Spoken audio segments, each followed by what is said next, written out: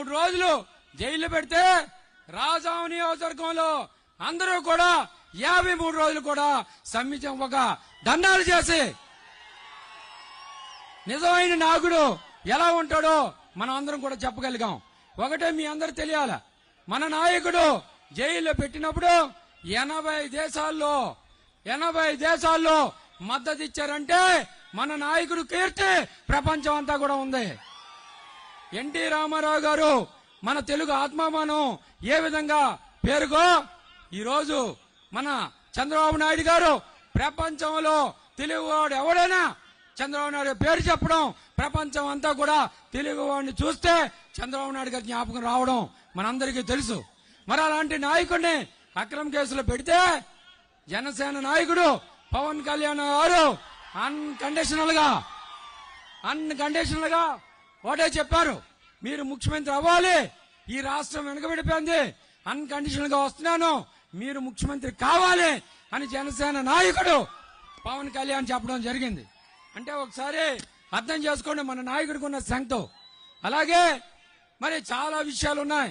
ఈరోజు మరి ఒక స్పెషల్ స్టేటస్ కాదు, మనం ఉత్తరాంధ్ర తీసుకోండి, జగన్మోహన్ రెడ్డికి ప్రజాస్వామ్యం మీద నమ్మకం లేదు.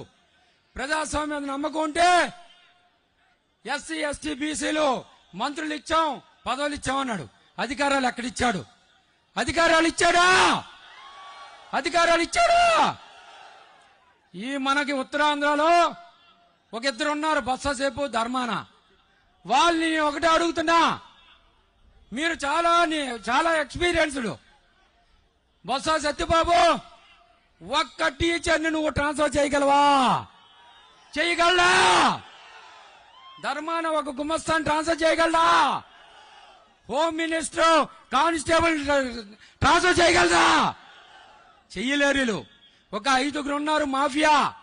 ఒకడు సాయిరెడ్డి, ఒకడు వైవి సుబ్బారెడ్డి, ఒకడు పెద్దిరెడ్డి, ఒకడు సకల మంత్రి ఒకడు ఉన్నాడు సజ్జల రామకృష్ణారెడ్డి గుమస్తా. ఈ 5గురు మిథున్ రెడ్డి అని పెద్దిరెడ్డి కొడుకు, ఈ 5గురు రాష్ట్రాన్ని పాలిస్తారా? ప్రజాస్వామ్యాన్ని కూనీ చేస్తారా? ఇంకా 2 నెలలే ఉంది మీకు. కటకటాలు లెక్క పెడతారు. ఈరోజు ఒకటే మీకు తెలియజేస్తున్నా, జగన్మోహన్ రెడ్డి చదువు లేదు, జగన్మోహన్ రెడ్డి మూర్ఖుడు, జగన్మోహన్ రెడ్డి సైకో. డబ్బులు ఉన్నాయి, 40,000 కోట్ల రూపాయలు ఉంటేనే 16 ఏళ్ళు జైల్లో పెట్టారు. అవునా కాదా? ఏంటా డబ్బులు ఆశి? ఏంటా ఆశి?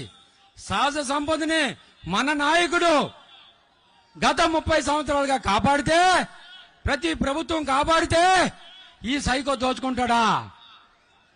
శాండ్, ల్యాండ్, మైను, వైను మొత్తం లక్షల కోట్లు దోచుకున్నాడా లేదా? శాండ్ నాగావళి పక్కనే ఉంది.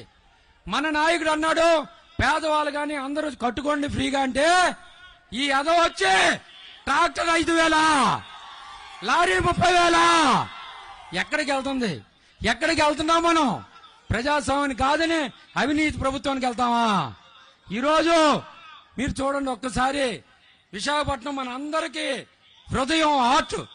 అలాంటి విశాఖపట్నంలో 40,000 కోట్ల రూపాయలు భూమి పింగాడు. అవునా కాదా? మనందరికీ సిరిపురం తెలుసా లేదా? చేయలేదండి. అలాగే ఐబీ గవర్నర్ బంగ్లా తెలుసా లేదా? మరి అలాంటి భూములు 10,000 కోట్ల రూపాయలు దోచుకుంటాడా? ఎవడబ్బా సొమ్ము? మన ప్రజల సొమ్ము. ఈరోజు ఒక ల్యాండ్ మధురవాళ్ళు, అలాగే విశాఖపట్నంలో 40,000 కోట్ల రూపాయలు ఈ విజయసాయిరెడ్డి, వైవి సుబ్బారెడ్డి దోచుకోవడం మనందరికీ తెలుసు. ఇలాంటి తరిమి కొట్టాలా లేదా? ఈరోజు పెద్దిరెడ్డి 30,000 కోట్లు ఖనిజల పేరు మీద దోచుకుంటావా? మనం చిలకపాలెం వెళ్తే ప్రైవేట్ సైన్యం ఉందా లేదా? తరిమి కొట్టాలా లేదా? ఈరోజు మన పేదవాడు ఉదయం నుంచి సాయంత్రం కష్టపడి ఒక క్వార్టర్ వేసుకుంటే